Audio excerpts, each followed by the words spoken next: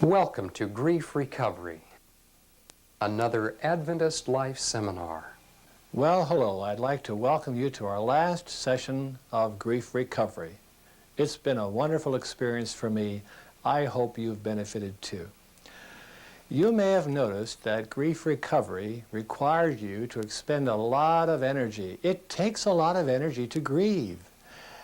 I'm finding that people often become discouraged just a wee bit by the time they arrive at the 4th or the 5th week. They're tired and sometimes depressed because it does take a lot out of you when you grieve. I've also discovered that sometimes months after you lose an important person, sorrow has a way of slowly building up. I can still clearly remember those nights when I would wake up with tears just streaming down my face, crying, sobbing in my sleep. I knew what the problem was. It had been 3-4 months since my son died, and I hadn't been talking about it very much, and I had a tendency to keep some of those feelings on the inside and not take my own advice, and that sorrow was just gradually building up to the point where I just had to let it all out, and I would cry in my sleep. I remember going to see a movie called Johnny, story of a young lady who was paralyzed, and it was kind of a sad movie for me. I was watching the movie about 1.5 years after Jeff died. I got back to my hotel room after I saw that movie, and I just lay down on the couch in the hotel room, and I sobbed and sobbed and sobbed. I realized I wasn't weeping because of the sad movie I saw. I was weeping because there was a gradual buildup of sorrow, sadness in my heart. And it was time now for me to talk that thing through. Many people experience a low-grade depression that kind of lingers through the early months of grief. And when that happens, it's time to stop and talk it out. Maybe that's been your experience over the last couple of weeks. If that's true, then you will be happy that we're going to take a pause right now. I'm going to ask the facilitator of your group to turn off the video machine, and in your group I would like you to share some of the discouraging events that have happened in your life over the last few days, some of the fears you have about the future, and then I would also like for you to share a little bit about some of the encouraging things that have taken place in your life over the last couple of weeks. So turn the video machine off now and share these things in your group.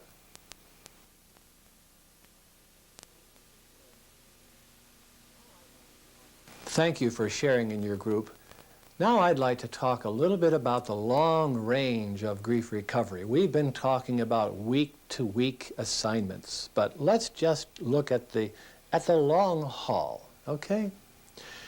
Before you lost the person that you're grieving for at the present time, your life probably was quite stable and secure.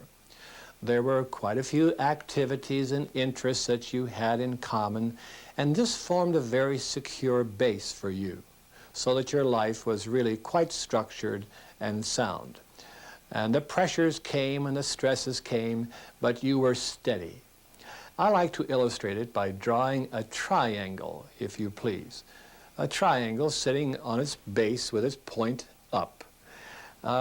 This represents you. At the bottom of the triangle, the base of the triangle, I divided into 4 sections, and this would represent 4 different things that you did in common with the person that was living with you.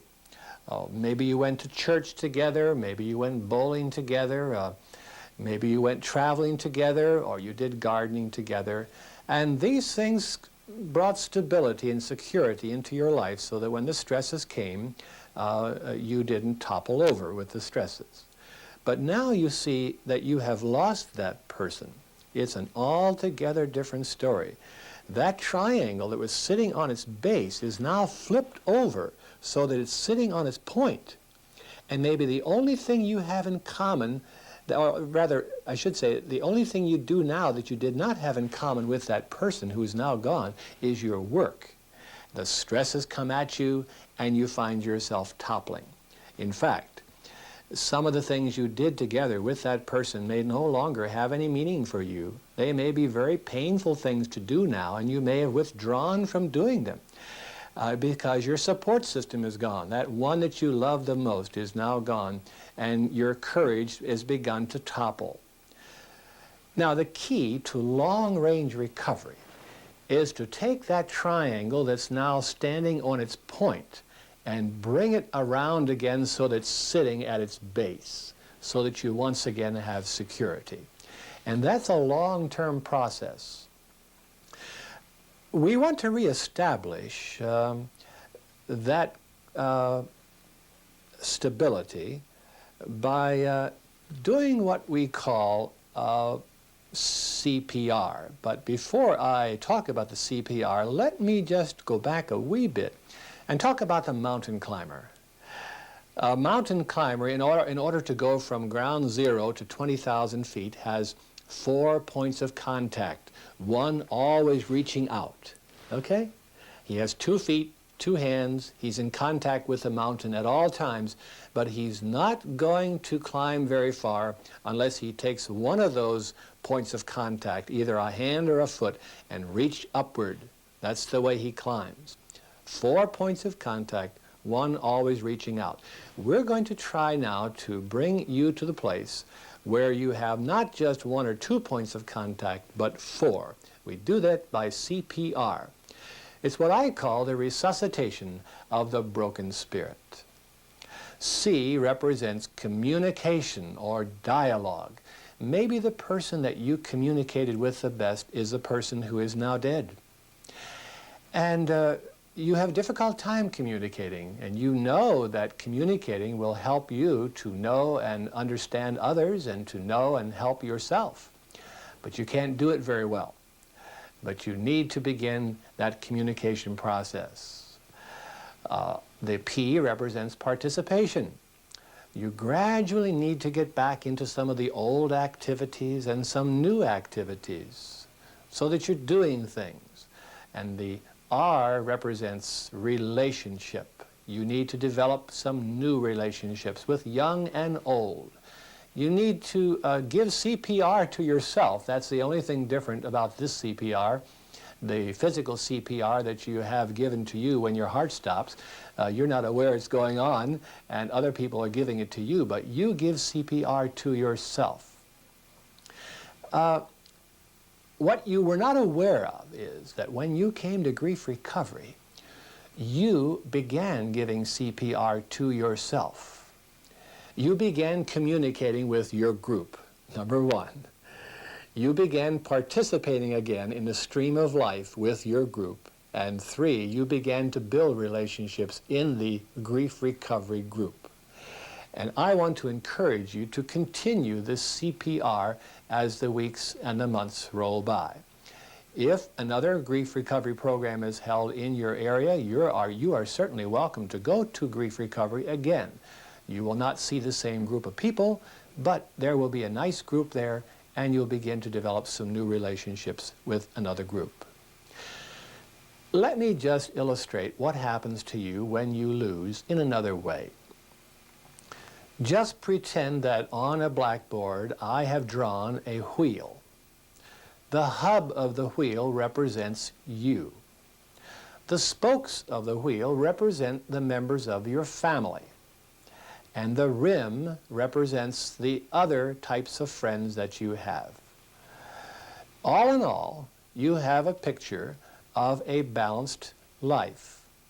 All of your friends, all of your acquaintances are in place, and you have a healthy personality, your needs are being met adequately, and because you have an adequate support system. But now, somebody in your family dies, or you're divorced, some other loss comes into your life, and it may well be that you lose some of your family members. And it may well be that you lose some of your other friends outside of your immediate family. And you see what happens. Now part of the rim is missing, part of the spokes are missing. You have inadequate support, and your basic needs are not being met. And so on the long haul of grief recovery, we are encouraging you to repair the wheel. And the only way to repair the wheel is by your reaching out. You see, the world kind of rushes on, and they forget that you have lost. It's very easy for them to just go about their business and not really pay attention to your needs. So you need to reach out. The other day I was working with a lady in the hospital. The folks in the nursing unit told me that she was having a difficult time. They thought she had some kind of a loss. I discovered that her husband died about 4 years ago, and she was having a very difficult time. We shared some of the concepts of grief recovery with her, and I told her, you know, you really need to begin reaching out. And that's exactly what she did. That night, her son came to the hospital to see her, and she and her son, for the first time, had a heart-to-heart talk. They had never had that experience before. He stayed at the hospital until 11 o'clock at night, sharing reminiscences about Father.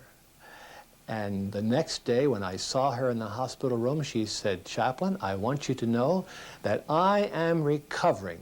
I think I have gone around the corner in one day." I said, "How did you do that?" She said, "My son was here, and for the first time I opened up and shared my feelings with my boy, and he opened up and shared his feelings, and I think I'm going to survive." I will never forget that experience. And so what I'm saying to you is, please reach out. Reach out. It's a way of reviving yourself, giving yourself CPR. And now, what I would like for you to do is to have the facilitator of your group turn off the video machine, and I want your group to pass a sheet of paper around, and on that sheet of paper put your name and your telephone number if you would like a member of your group or members of your group to call you on the phone from time to time. So you turn off your machine now, pass a sheet of paper around, put your name and telephone number on it, and then after you have all the names and telephone numbers on that sheet of paper, your facilitator will Xerox that sheet and send a copy to each one of you so that you can stay in touch over the long haul and continue the CPR process.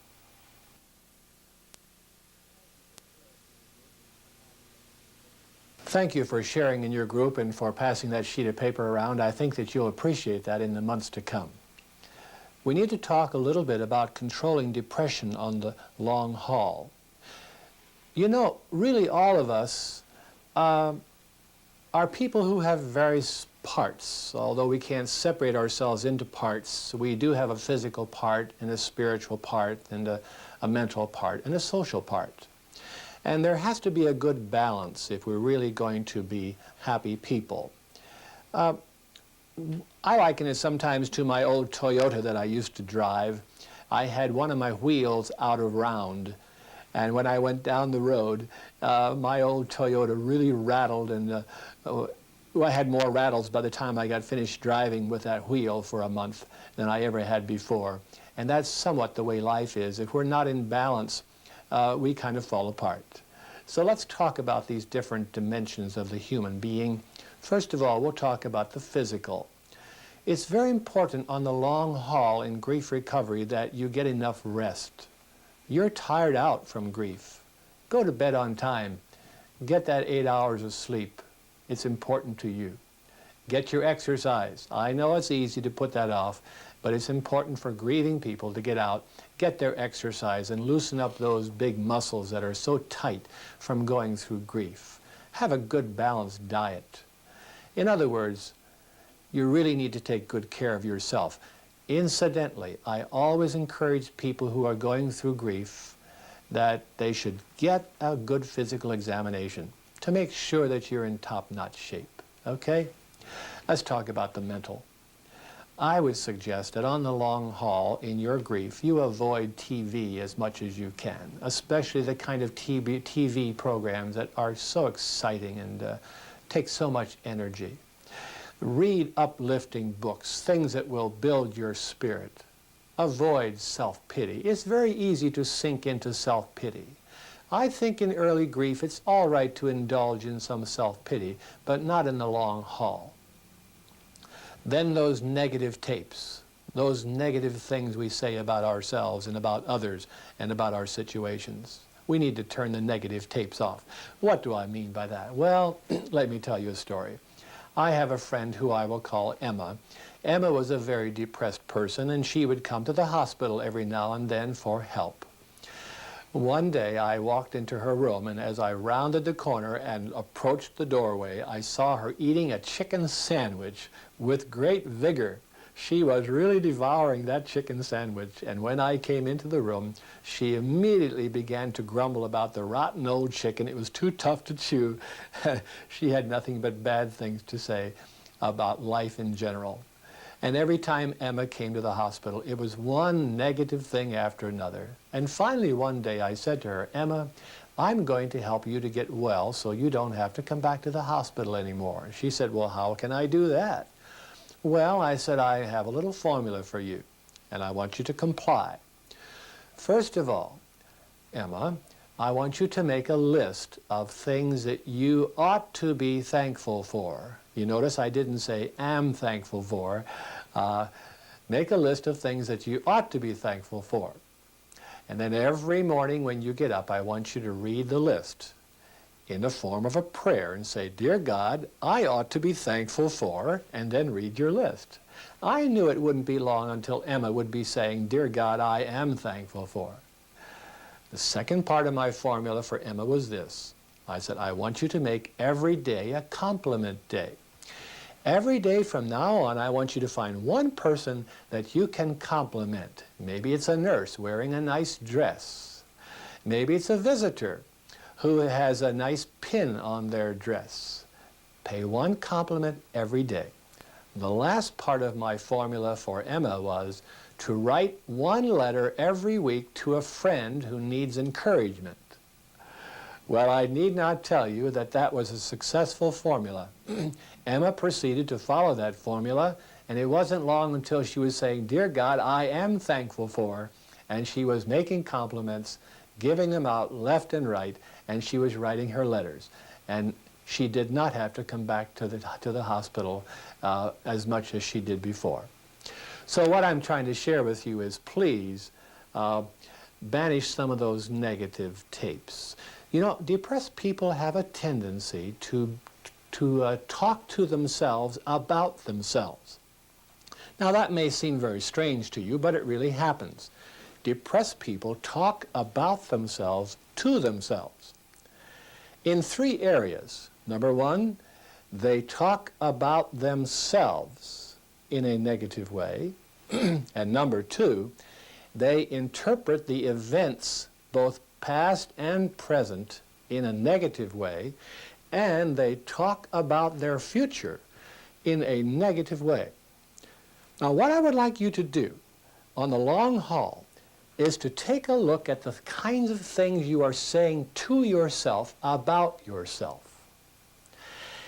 and try to substantiate what you are saying. If you are saying to yourself, I am a lonely person, then I want you to analyze that and try to substantiate whether or not you are really lonely. If everybody avoids you and you're telling yourself, everybody avoids me, nobody loves me, I want you to analyze that very carefully and try to substantiate whether or not that is true. If you're saying things like, nothing will work out for me, my future's all dark, there's no sense in going on, that negative interpretation of your future, I want you to analyze it and try to substantiate it. If you can't substantiate what you're saying about yourself, then quit saying it. There's a verse in the good book that says, as a man thinks in his heart, so is he. So take good care of yourself mentally. What about socially? I suggest that people begin to mix socially very slowly. Don't rush into the social scene too fast.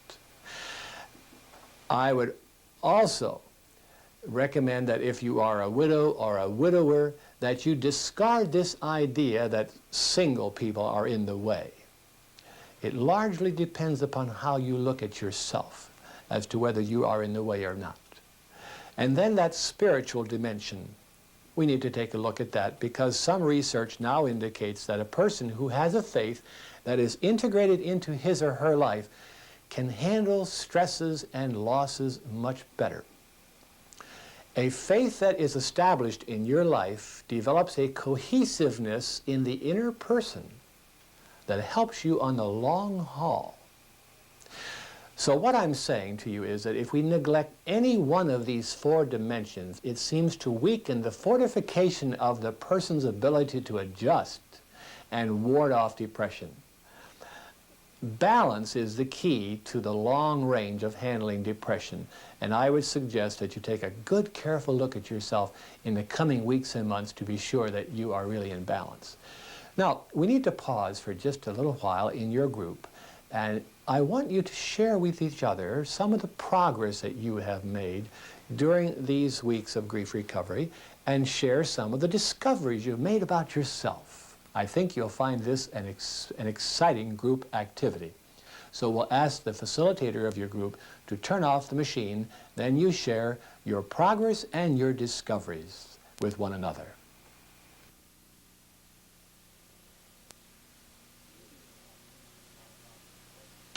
We need to talk a little bit now about divorce.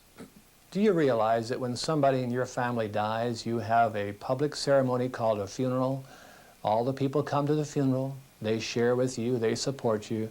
But when you have a divorce, there is no public ritual, whatever, to go through to help a person to adjust to that divorce. And so it does have an effect. In fact, there are some ways in which divorce has reactions and results that are far more intense than in the case of death. Let me talk about a few of the things that happen when a person goes through divorce. I often picture divorce, I draw a funnel on the blackboard, and in the funnel I have lots of letters. If you put them together properly, they spell divorce. And when they all come out at the bottom of the funnel, this is the way they stack up. Number one, rejection. People say, how can he just walk out of my life after 28 years? Betrayal. I think of all the promises he made to me and all the things he said he would do, and he didn't mean a word of it. Low self-esteem. I'm not worth much if I can't hold a man after 25 years. And then false hopes. It's so easy to have false hopes because, you know, that husband or that wife comes back to have the children for the weekend, and any little thing you see that is positive, you will misinterpret it and you will build false hopes. You know, you will say things like, you know, when he came for the kids yesterday, I thought he had a different feeling. It almost seemed like he wanted to stay. Shattered identity. I'll always be the wife of John Doe. I don't know how to do anything else. Failure. Lots of divorced people feel that they're failures. I must have done something wrong somewhere for this to happen. Fear. You know something? I'm afraid I'll never be able to love another person. Jealousy. So help me, if I could get my hands on that lady, I'd claw her eyes out. Those are the sorts of things we hear people say when they go through divorce. They're real feelings. They're real feelings. Feelings of shame. You know, I'm embarrassed to go to church all alone. Angry feelings. I've had people say, there are times when I would love to tear everything he owns into little shreds, a million pieces. Okay, those are things that people feel when they go through divorce. What do you do about them? Well, I think it's very important in the case of divorce, just as in the case of loss through death, to have somebody to talk to express these negative emotions to. Very, very vital that people learn to express. And then learn to accept on all levels that this relationship is now over. You see, a lot of divorced people accept divorce on an intellectual level because they signed or negotiated the divorce decree, but they don't accept it on the emotional level. They have to learn to say goodbye to the relationship as it existed. I would also suggest that you be patient with yourself. Very, very patient with yourself. That you concentrate on improving yourself, improving your skills and your personality, your physical well-being, your health. It's important for you to concentrate on your energies on improving the person that you are. And then permit your ex to walk out of your life. We aren't always ready to do that when we ought. But it comes to a point where you have to say goodbye to the relationship. Now, the biggest long-range problem in grief is a problem of loneliness, and we need to share some ideas about that. You see, each one of us as human beings has certain basic human hungers. The hunger for contact with other people, the hunger for support, the hunger for love, for acceptance, for belonging, the hunger for intimate exchange, the need to have responsiveness from another person. You reach out to the person, they reach back to you. The need for the touch of tenderness. We all need tenderness in our life, don't we? And when these needs are satisfied by meaningful relationships, then we're whole people. But when somebody dies or we are divorced, those basic needs are not met because the relationship that meant so much is now gone. And directly or indirectly, our needs are not met. And loneliness is the result. I remember talking to a man one time, I'll call him Jim. Jim was an alcoholic, and he said to me one day, "You know, Larry, I have nobody to come by. I live in a little house trailer, and there's just nobody who comes by. I'm all alone, and there are days and days on end when I don't hear another human voice speaking to me. I have a telephone sitting over there on my table, and there are days when I long for that phone to ring, even though there's nobody on the other end. Just to hear it ring makes me hopeful that maybe somebody thought about me."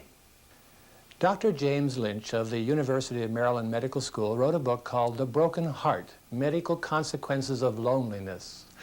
In that book, he says that we live in an uprooted, mobile society in which we suffer from the absence of dialogue. Dialogue, according to Lynch, is the sharing of all that life is and means with another person and have them in turn share with us.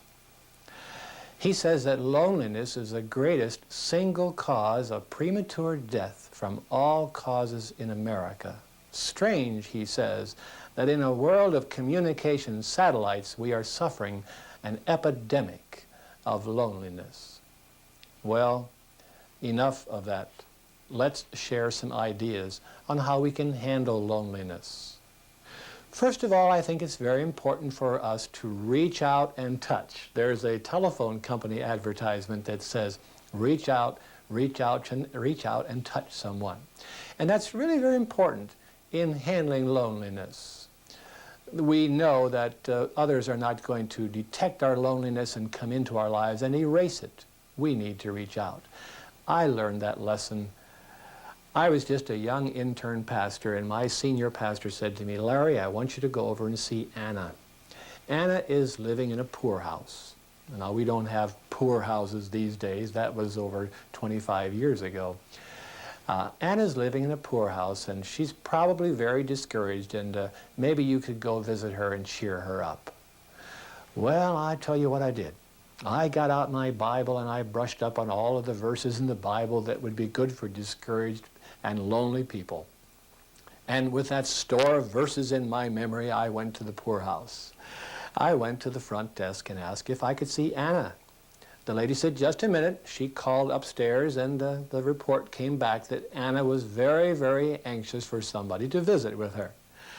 I walked down the hallway, and as I walked down the hallway, I heard Anna's voice, and she was saying, "Oh, I'm so glad you've come. I'm so glad you've come. I want to show you my beautiful roses on my wall." I want to show you the roses on my wall. And I looked at the roses on the wall, And sure enough, she had brand new wallpaper with pink roses. She continued and said, "Oh, isn't the sunshine beautiful coming through my windows? I just love to look at the sunshine." Then I looked at the sunshine and turned to Anna's bed. And as I looked at Anna, I discovered that she had no eyes. She said to me, "You know something, Pastor? There are people in this home that are depressed and lonely. I just can't understand it. Why, this is a wonderful place to be." Why, she said, "You know what I do? Every day I go visit all the people in this home. I've been visiting them every day and encouraging them and cheering them up." My eyes went from Anna's face down to her body. I saw a lump under the sheets, all the way down from her head to her hips. But when I got to the hips, the covers were flat against the mattress. Anna had no legs. But every day, Anna visited in a wheelchair all the people who were discouraged. I shall never forget that experience. Anna wasn't lonely because she was reaching out. I'll tell you another experience I had with a 99-year-old minister. I'll call him Oscar. When I first met Oscar, I rapped on his door and he came up behind me. He had been out visiting his neighbors. He said, "Oh, young man, do come in, do come in. You've got so much to teach me, and I have so little time to learn." I went up to his little apartment, and there on his dining room table, he had spread out papers all over the table. There was no room to sit down and eat a meal. He was doing research projects on all sorts of things. He had correspondence with dozens of people across the country. Oscar outlived 3 wives. I said to him, "Oscar, don't you get lonely sometimes?" He said, "Me get lonely? Why," he said, "loneliness came knocking at my door one time, but I was too busy to answer the door." I tell you, I celebrated Oscar's 100th birthday with him. He preached a 15-minute sermon, and he did it like an old professional. A Baptist minister sitting next to me said, "Boy, I wish I could preach like that. I'm only 30, and I can't come anywhere near him at 100. And I turned to my Baptist friend and I said, "You know why he can preach so well at 100? Because he never stopped living." And that's true. I think that the classic story I heard on handling loneliness comes from the Reader's Digest. They talked about families living in the deep mountains. When it came time to pay the electric bill, there was a $5 fine for not paying it on time. But these people who lived way out in the mountains and had nobody around to talk to, knowing there was a $5 fine, would deliberately delay the payment of their bill until the bill collector came along. They knew that when the bill collector came along, they could coax him to sit down on the front porch and they could talk together. The bill collector said, "I have no problem getting the money. The problem is getting away from the house and the conversation." What I'm saying here in sort of a light way to you this evening is reach out. Reach out to other people. It's so important. The next point is use solitude. Use solitude in a constructive way. I think that here in America, we put a great deal of emphasis on belonging to groups. Everybody has to belong to a group. And we have to fill our ears with sounds, TV sounds, radio sounds, stereo sounds. And when we are all alone and we look into a mirror, we look into the mirror at a total stranger, ourselves. Henry Nouwen says, "We are afraid of the noise of silence." Ah, and we are. I'm suggesting that in order to overcome some of the despairing loneliness in our life, that we need to begin to use our solitary time, our solitude, constructively and creatively. That's the time to sit down and say, who am I? What have I done in my life? What are my values? What is my unique set of assets and resources, and what are my plans to reach out and touch other people's lives? So important. And my friend, it's also very important to spend your solitude in restoring your relationships. I went to the state of Virginia when I was just a student and climbed up to the top of the 5,000-foot Hawksbill Mountain. Before sunrise, I made my way to the top, and by the time the sun was peeping up over the hills, I was sitting on a big rock on the top of Hawksbill Mountain. There I could hear nothing but the wind whistling past my ears and hear the heart pounding in my chest. And there it was that I came in contact with nature. I renewed my relationship with the things that God has made. I asked questions about myself. I renewed my relationship with myself. And I renewed my relationship with my God. And I went down off of that mountain to renew my relationship with other people. My friend, that's the way to conquer despairing loneliness. And don't allow pity and resentment to grow. Once you detect them, do something to get rid of them. I think people, in order to overcome loneliness, need a sense of humor. I'm reminded of an old man that I met. I met him in a unique way. I was driving past his house one day and saw a sign out front that said, "Cats for sale."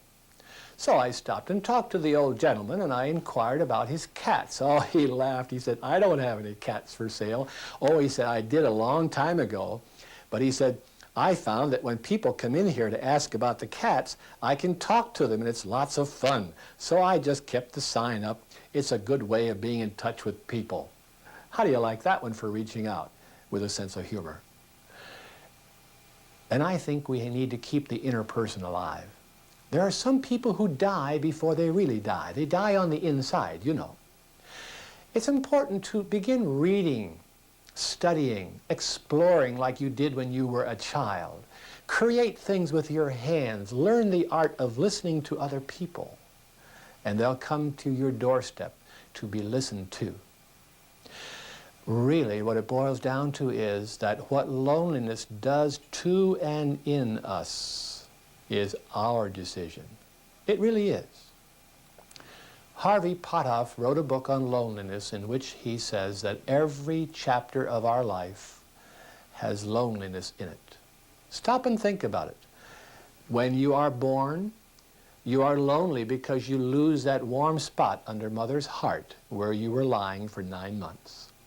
When you're a child, you experience the loneliness of having a new baby brother come home from the hospital. When you're a teenager, you experience the loneliness that comes from making a decision of being independent or dependent. Then you get married, and there's a loneliness of you losing your parental home.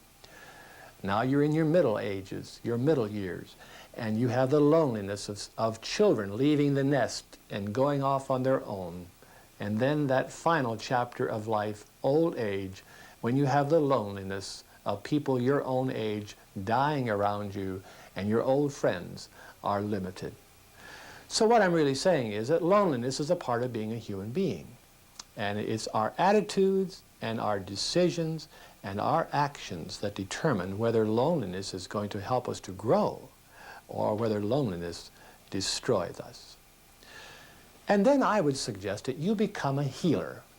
That may sound strange to you, but the Apostle Paul says we should comfort one another with the comfort wherewith we are comforted.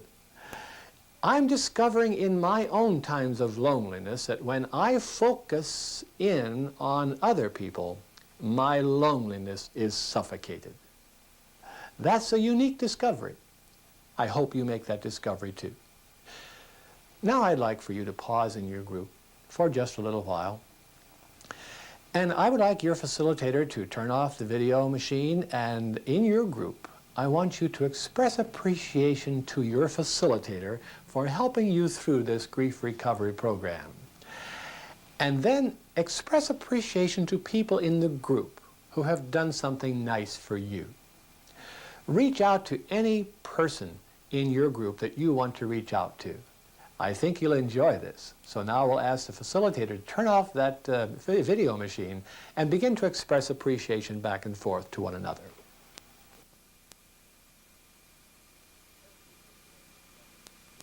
Thank you for sharing together in your group. And now the time has come for us to say goodbye. This is the end of our 5th session. And I am experiencing grief over losing you, my audience. If there has been any healing during these 5 sessions, if there has been any adjustment, I would encourage you to give credit to God, who is the great healer. I'm reminded what an old Methodist chaplain said to me one time. He said, "Larry, you've got to remember that before you entered the room of the sick, the Spirit of God was there. And while you were in the room, the Spirit of God was there. And after you leave the room, the Holy Spirit takes what you have left behind, your presence, your words, your smile, your tears, your touch, and magnifies them and amplifies them to create a ministry that you could never have performed had you stayed. It is my hope and my prayer that whatever I have left behind of myself and whatever you have left behind of yourself in your group will be magnified by the sweet Spirit of God, and a ministry will be performed that could not otherwise have been performed. God bless you and give you peace and recovery.